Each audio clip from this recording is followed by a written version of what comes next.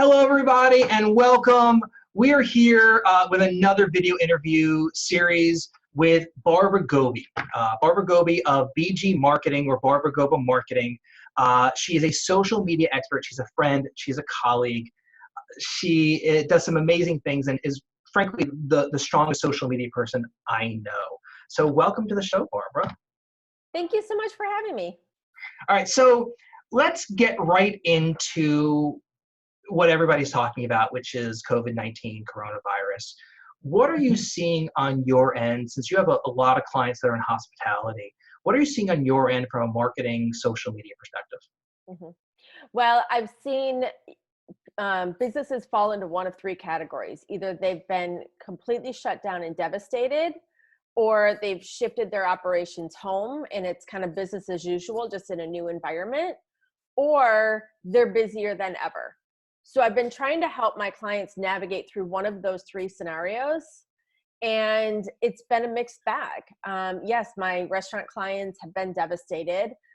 We did lose a couple clients, which is completely understandable, but we have some clients who they're blowing up my phone that they need crisis communication sent to their clients or their patients. Some of them are doctors. Or social media posts. We've even had calls from companies who weren't clients of ours, who've never done anything before, who said, we need to get a message out there. And I said, well, you haven't posted on your social media in 6 months. You don't have an email database, and this is why I always say you need to be marketing in the busy times so that you don't have those slow times. Sure, and I share the same kind of information with my clients, and we're talking about ways on what we can do and what seeds we can plant for the future. If you haven't been doing things already, what are you doing now to kind of get through the slower times to be even more prosperous during the busy times? Right. So let's talk about each kind of the areas that have you talked about. Yeah, you talked about the three different kind of cups that people are in. So let's talk about the ones that have been devastated. What are you talking to them about to either help them or console them, or whatever it is you're doing? Well, the first thing we do is we try to see if there's something they can do to pivot their business. Because, for example, if you're a restaurant and you can't have, people come into your restaurant, can you deliver? Can you offer takeout and pick up? And while it might not be as much business as you had, it might be enough to keep your employees, busy. Or if you're another kind of business, can you pivot to something similar that can serve a purpose right now? So I was just watching on the news, the man who created My Pillow, and you've seen his commercials all over, he has stopped production on pillows and is making masks. So that's something you have to look at in your business. Do I have equipment and skills that we can pivot? I have a client who prints really high-end wedding invitations, and a lot of more direct-to-consumer printers had to shut down, but she serves brokers. So she's got equipment and she's still able to run her production facilities. So other printers are now giving her work. So if you're devastated by this, because no one's ordering wedding invitations right now, can you pivot your business and use the skills and equipment and the people that you have to do something different that's of a need right now? Sure, and I would kind of add on to that is, as much as just pivoting, but providing secondary services and adding additional value, I think is a great way for businesses to help others get through these tougher times. I mean, for example, I think simply us having this conversation and providing some marketing ideas and what other businesses are experiencing, if they happen to watch this video and they get one tidbit from it, is a way that you and I are offering value to people in more difficult times. Obviously, you and I will never monetize this. This isn't any moneymaker for either of us, but it's really trying to say that we're there for people and kind of offering it. So the pivoting component, can you give me one specific example of a pivot that one of your clients has done that started to hopefully create some bit of an impact on their bottom line? Yeah, well, I mean, the printer was one example. They completely pivoted their production operations. I have another client who is a chiropractor who was able to put together some supplement packs and is doing drop shipping of immune boosting supplements. So that wasn't something that he had ever had before, but he was able to order these supplements, put them together. We were able to get a message out so that he can drop ship those. So it's still tied to what he does. It's health and wellness. It's not like, now he's delivering pizzas, but, it's tied to what he does. And he realized this is something I can do to help. That's wonderful. And I know that you're doing something to pivot your business. We'll get to that in a little bit. Mm-hmm. But let's get to the second kind of bucket that you were talking about with regard to businesses that have pivoted and are already doing additional businesses. Do you have more than just what you're advising people, or that really kind of you're taking bucket one and putting them into bucket two? Mm-hmm. Well, yeah, I mean, so my second bucket of people are ones who've shifted their operations home or to their homes, and they're all working remotely, and it's business as usual. They don't see more business or less business. So what we've done to help them is using things like Zoom and how to send out email communications to their customers, and try to help them with those types of things because they are not used to that type of operations. So it's more, how can they keep doing what they're doing and continue in this new environment? So we've been able to coach them through some of those processes and also help get them the message out to their clients. Yes, we're still open. This is how you can reach us, and things like that. So you're using social for that. I assume you're using their website. Like, I know that we've started implementing pop-ups for a lot of our clients. Mm-hmm. As far as pop-ups on websites, as people are visiting, they're Mm-hmm. made aware, like, hey, we offer video conferencing. We are still working. We are still Mm-hmm. kind of mindful. What kind of crisis communications are you doing for those businesses that it would be appropriate for? Mm-hmm. Well, one thing I did is I wrote a crisis communication plan from my PR days. I pulled this out and I created this template that I sent to all my clients and said, let's customize this. You may not be thinking about it, but let's customize this for your business and send out an email to your database. And this is why I've always been a huge proponent of creating an email database, because even though we're a social media agency, you can't rely on social media always. So your email database is the most valuable thing you own as a business owner. So those that had an active database and had been nurturing it, it worked really well for them to send out this type of communication. And we saw some huge response. I had one client who had a 65% open rate on an email because she had been nurturing the list. They're used to seeing you show up in your email box. So we had created this crisis plan for our clients to help them get that message out. And that was the first thing that we did a week ago when we first were locked down. That's wonderful. All right.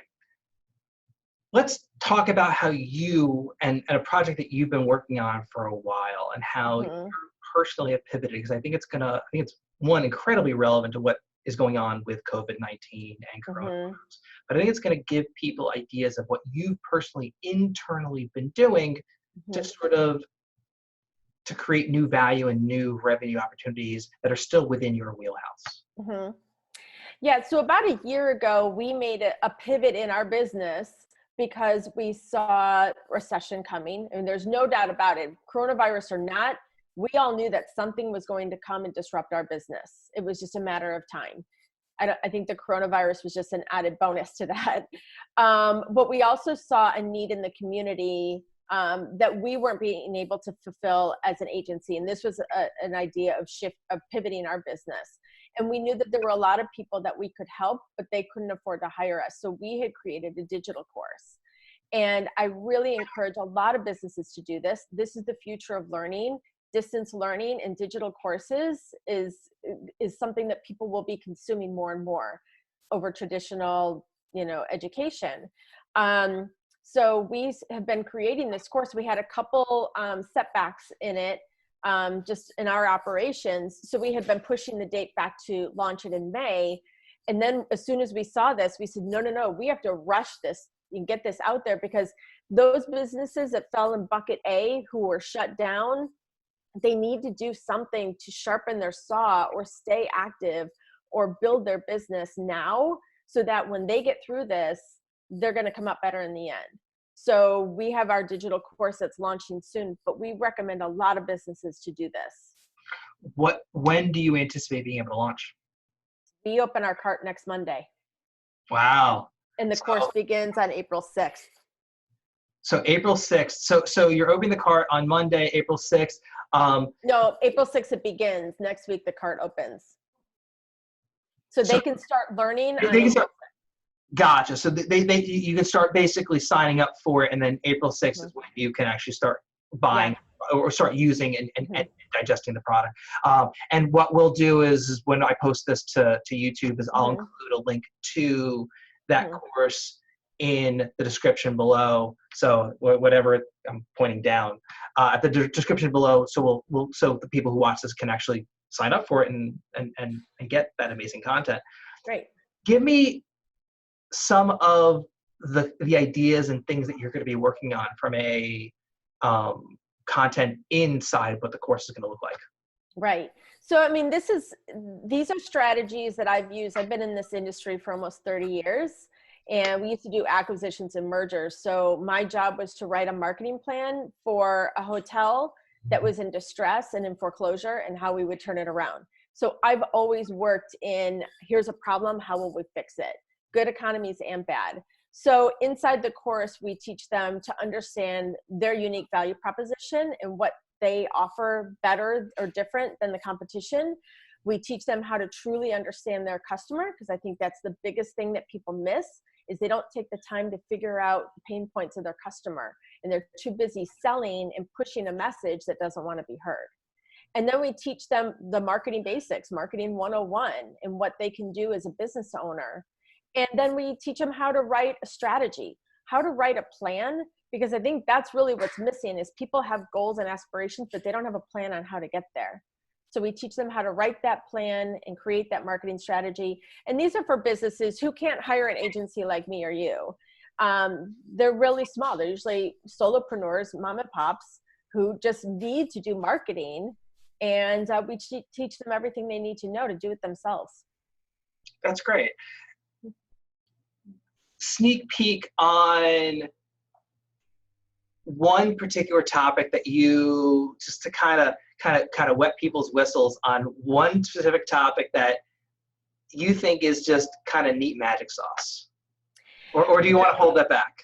No, it's actually one of my favorite things too, is doing a validation with your customers.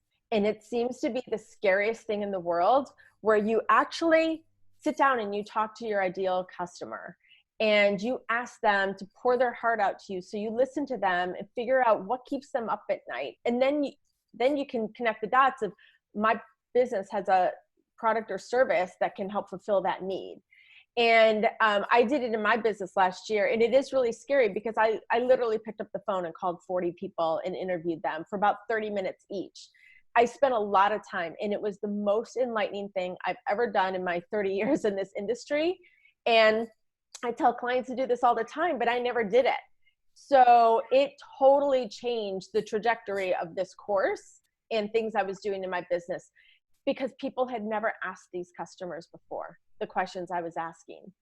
And it was really basic, but they told me what they really were thinking and feeling about their business and how to market it. So, doing it for any business or industry, listen to your customers, because they're your marketing department. You can't control the message anymore. They're the ones that control the message. See, it's funny. I actually have I agree. They help dictate what your message should be, is a better way of describing that, I think. Because ultimately the end user, your audience, your customer base, your clients, whatever they're, your prospective clients, however you want to describe what that is, they help dictate what your message needs to be. And in order to get the proper message, you need to listen, and you need to see what the statistics bear out. Right. I'm actually going to share a quick little story. So a client of ours that we had some exceptional creative on, we were really, really happy with the work we had done. And everybody internally, the client was incredibly happy with the work we had done. Everyone was thrilled. It didn't work. And the approach that we took, while everybody involved thought it was great, ultimately was not as successful as it needed to be. Now, it wasn't like it didn't fail entirely. It's not like it went kaput or anything like that, but it wasn't as successful as other, frankly, more generic sort of approaches that we had taken. But the statistics simply bore out that they were better, that they worked better. People, the message resonated. It generated more phone calls, generated more business for them. And so the math doesn't lie. Your clients don't lie. Whether you choose to listen to your clients or not is the question. So I think it's amazing advice. And frankly, I'm glad to hear you say that you kind of waited to do it, even though you'd given the advice, because I totally fall into that problem myself. Oh, sure. You're like the roofer whose roof leaks. Like I never did. The shoemaker's son has no shoes. I mean, we finally, kind of amusing kind of side note, we finally relaunched a new design for the Flying Chimp website like a couple of months ago. I mean, it won a bunch of design awards like 12 years ago. And then I didn't touch it since because can't bill me for me. Right. So I think I'm glad to hear that I'm not the only one who fell under that problem where I didn't listen to my own advice. Right. We did the same thing. We rebuilt our website because people would say, "Oh, I'm going to check out your website or your social media." I'm like, "Oh no, don't look at mine. Like you can look at my clients, but don't look at my stuff." Totally fell into the same problem here. Right. You know, it was definitely like, "I'll send you a list of our portfolio. Don't look at it." Yeah. But I'll say one thing too about the customers being the marketing department. More consumers will trust a recommendation from another consumer, from a peer-to-peer recommendation, than they'll trust an advertising message. So that's why we try hard to build super fans and raving fans within your organization to let them spread the message for you. I love the evangelist model. The evangelist model is an incredible way of getting the message out there, because no one sells you better than one of your clients, one of your customers. And to that point, so let's kind of pivot back to earned media. And obviously earned media is a major part of social. And since you are a social agency, first and foremost is kind of your bread and butter, as it were, until the e-learning happens, and then that'll be the bread and butter. But for now, social agency. What are you doing to facilitate the earned media for your clients from a social perspective? What do you mean by that? So earned media, getting people to like, comment, share, let their clients know. Obviously, reviews, whether it's Yext reviews or Bird Eye reviews, using Google reviews as a strategy for the purposes of brand building, business building. Right. Well, so one thing that we're doing is, sorry, now my landscaper is outside my window. So, I'm really intentional about the content that we publish and making sure that it's relevant and it's useful. I've already told my clients I refuse to send out a message from you about we're washing our hands or, make sure you cover your cough, because if it isn't relevant to your business, don't do it. Leave that to the experts. But so types of content that we're publishing is how is the coronavirus or what's happening in the world relevant to their business so that they can be a helpful resource. I subscribe to the serve model. So we serve our customers. We don't ever ask for a sale. We don't ever, even our calls to action are rare, because what we want to do is show our customers and build that trust that we're just here to serve you. And you have to be doing that right now because they need to be served. But they need to be served information that's relevant to your industry and applicable to their life. So you mentioned you don't want to post any content, wash your hands, those sorts of things. I mean, if you're a doctor, then yes. Of course. But they've heard this before. They don't want to hear it from a restaurant, Do you think it has secondary value, though, to be mindful and simply be a part of the community, just reminding people to be kind, be courteous to one another? Because I guess in my mind, there's so much fear, uncertainty, and doubt that's out there, which is oftentimes a really great, we talk about the FUD factor in sales and marketing, the fear, uncertainty, and doubt as a sales tool. but there really is just societal fear doubt that's out there. And I think more than ever, I think it's important that we're reminded that we're all kind of in this together. And so I think messages of solidarity still have their place personally, because I think otherwise, when it's exclusively about your business, even when it is related in some capacity to coronavirus and COVID-19, I think it can sometimes come off a little as tone deaf. Your thoughts? Yeah, I had a great example of this the other day. I have a realtor I was speaking with who has a really large following, and he said, obviously I'm not showing homes. I don't know what to do. I don't know if I should put out stuff on homes or if I should, ignore it, talk about coronavirus, or just offer a distraction of me and my kids. And so I said, put out an Instagram story, a series of posts, and ask your audience what they want from you. Do you want me to show more real estate, or do you want me to not show real estate? Because some people might want that distraction. They might say, listen, I have to buy a house anyways. I'm relocating. My business is sending me here. I need to see real estate. I expect that from you. But some people might be like, you know what? I can't even think about it right now. Just distract me with, images of your kids. But you know what? Ask your audience what they want. It's the best way to offer engagement and show, listen, I'm listening to you and I'm here to serve you. What do you want from me? I love that. That's that's fantastic advice. In fact, if I'm going to steal that from you and mention that to my clients, as far as finding out what the audience is looking for, because you do need to balance what the audience wants and wanting to make good choices as it pertains, because you don't want whatever it is you're doing to backfire on it. Don't equate activity with productivity. You want to be specific and strategic in how you do your communications. Right. Really great stuff. So let's pivot now and not talk about coronavirus and COVID-19 for just a tiny little moment. For those who have managed to get through us so far. I know you got back from social media world 2 weeks ago. You barely made it back before the zombie apocalypse has happened. What do you see the future of social, and what new concepts are on the horizon? Well, and tell me if the landscapers are too loud right now.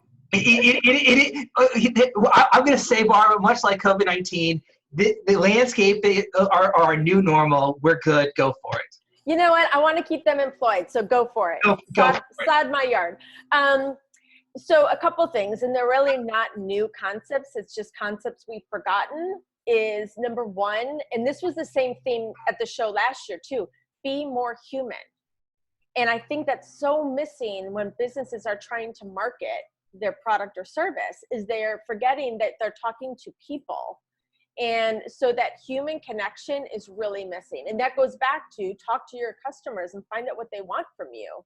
So that was the number one theme. And the second one is to be consistent. And that speaks to my customers who called me out of the blue and said, hey, could you put something on my Facebook page? And I'll say, well, last time you did anything was October. If they're not consistent, you're not showing up for your customers, they're not going to trust you.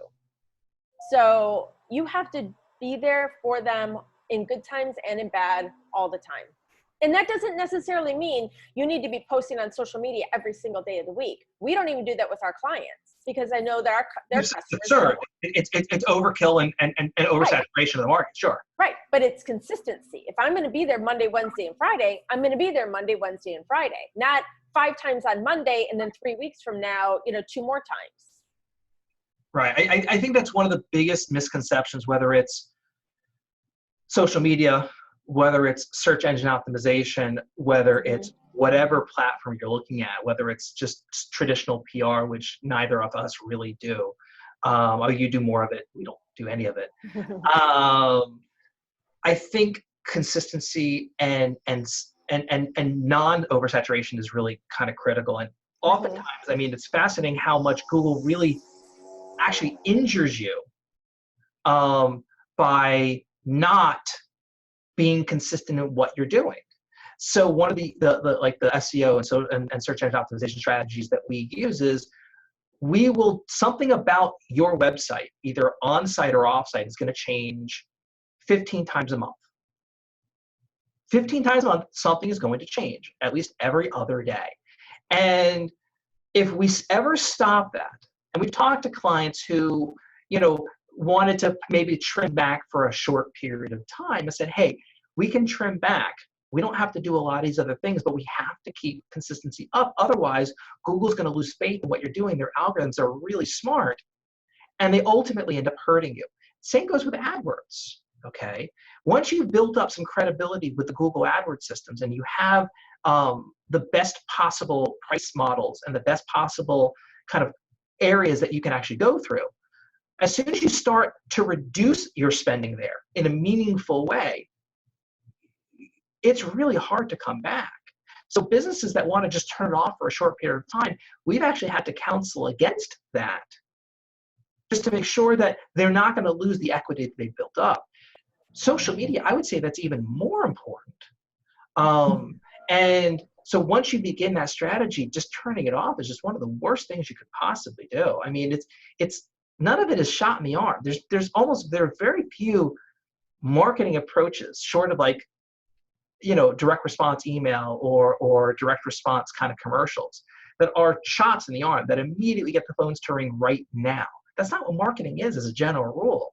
It's about long-term growth, planting seeds for the long term. And I mean, I knew what your stances were, but I'm glad you said it aloud, because I've been talking to my clients about this for years, and sometimes it feels like you're kind of yelling into the vacuum.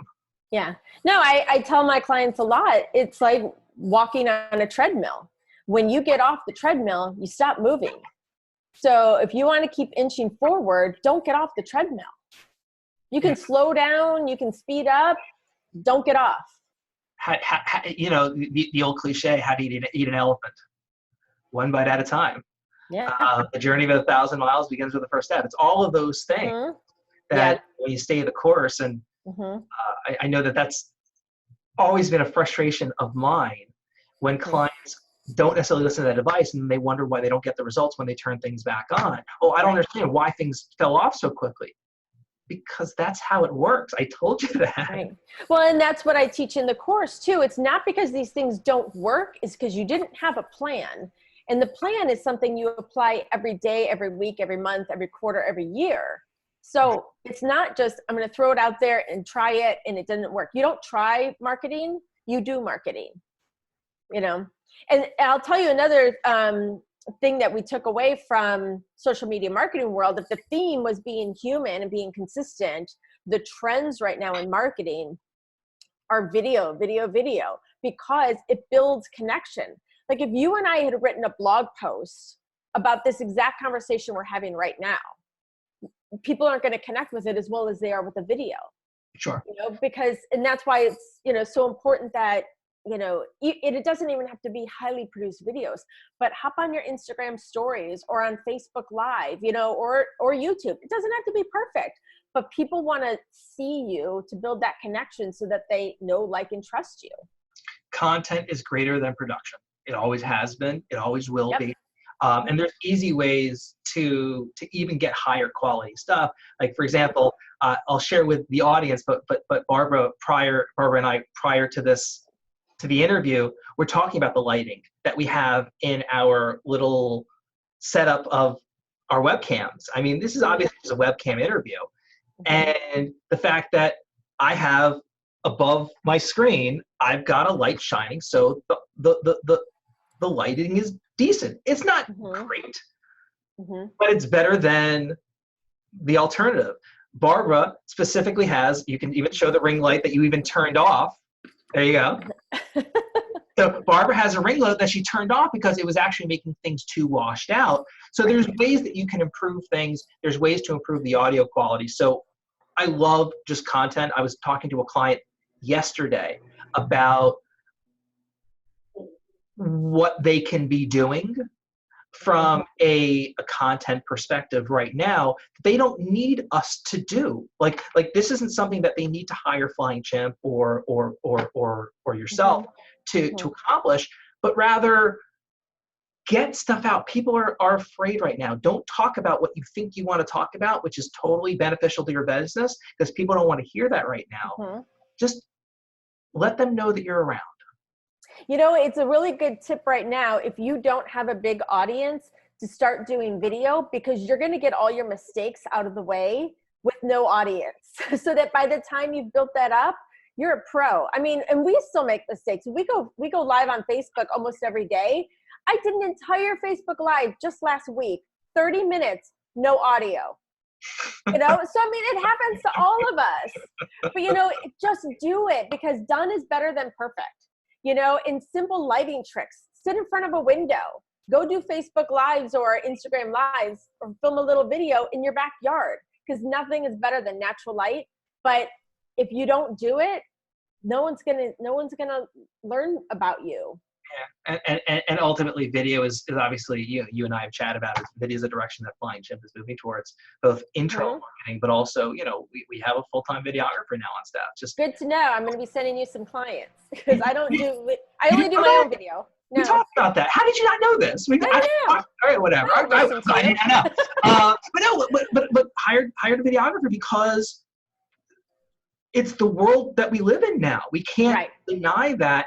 And one thing that we've actually been advocating for our clients on, kind of going back to all of the things that we've been chatting about, is client testimonial videos. It goes back to the idea of client advocates, client evangelists, and having them tell their story of how you fixed their pain. Because I always go back to, whatever we're selling, it always goes back to how are we fixing pain. I mean, people are in pain in some capacity. So, you know, nobody hires a lawyer when everything's going great. I mean, that's not the reality of it, right? Or, you know, there's a pain. I'm hungry. I'm going to go to a restaurant. There's a pain that they're solving in some capacity. So I love the idea of sharing those stories and making those a major part of the marketing approach. But even if it's not done by a professional videographer, just take up your phone, like film them, and just say, you know what, Barbara Gobbi did an amazing job for us. We are so happy by everything that she's done. She's amazing. She's a great person, and we just love you. Thank you so much, Barbara. Even that much, it's real, it's authentic. And I think authenticity is an important part of all of this stuff. And that kind of goes back to, I like the word authentic better than being human, personally. I mean, it's just a word that I prefer, but it's the same word. I mean, it's the same concept. It's about being real. It's about being relatable. Yeah. And that's my problem, is I'm completely unrelatable. That's what I feel. Right. And to that point, you know, here's a newsflash for all your clients. People don't want to buy your product or service. They want to buy an emotion, something that you're going to fix for them. So if they're, like you said, if you're feeling hungry, you don't sell pizza, you sell something that's going to satiate their hunger. So think about, and it's flipping the script and thinking, what does my customer need from me from an emotional standpoint that I can deliver? And we could talk more about start with why, because that's totally. I can do that all day long. Right. I mean, like we've had this conversation. I mean, like, but start with why is really an important part of all of this. Is like, people buy why you do something, not what you do. And you know, so there's a sales concept called show up and throw up. And basically that concept is basically you come in and you tell every single thing, every service you do. We do Facebook marketing. We do LinkedIn marketing. We do, you know, just going down the list, right? You know, we do this, and this. Okay, thanks. Have a nice day. Versus like, all right, tell me about what you're looking to accomplish. It's about asking questions as a sales tool. I mean, there's ideas out there called QBS, question-based selling. And there's a lot of techniques out there that all sort of tie into the overall idea of be relatable, like solve problems, be a problem solver. Don't show up and throw up. Right. I always think, well, my mom never understands what I do. And I mean, they even said to me at one time, well, you don't have a real job. Okay, Thanks, Mom. tell that to Appreciate it. my employees. But when I try to explain to people what I do, I don't say, oh, I do social media and email marketing and digital courses. I think, well, how will my mom understand this? And I say, you know what? I help businesses get more customers. Yep. That's what I do. That's it. Yeah. The rest is just the vehicle that you use to do it. There's a lot of tools in the belt. What tool we take out for each client is going to change based on the client. And obviously we've shared some clients based on needs that you were stronger at than we were, or vice versa. And it's knowing that the tools are out there to be successful for each particular client. So this has been great. Thank you so much for joining me. I always like talking marketing with another marketing person. We get to, talk shop a little bit. We've gotten together for breakfast and lunches and stuff like that. I mean, you're my friend, you're my colleague, not anything else. So I'm putting this in for a 1-to-1 too. Does it do cross chat or 1-to-1s work? I don't know what the rules are there. Yes. Okay, then we can put it as a 1-to-1. Oh, you bet. All right. Everybody, I'm going to put Barbara's information down below. I'm going to publish this through YouTube. I'm going to put Barbara's information down below. She's amazing. I love her. Obviously, you can reach out to me directly, and I can put you in touch with her. I got to tell you, if you reach out to me about something that I know that she does, she's one of the agencies we might be using for things that they specialize in. And I feel confident that on things that they don't specialize in. So realistically, whether you call one of us, you're going to possibly get both of us in some capacity. We both have teams of people working on what it is each of our agency does kind of individually exceptionally well. So Barbara, this has been amazing. Thank you so much for joining us. And we'll see you again soon. Okay, bye.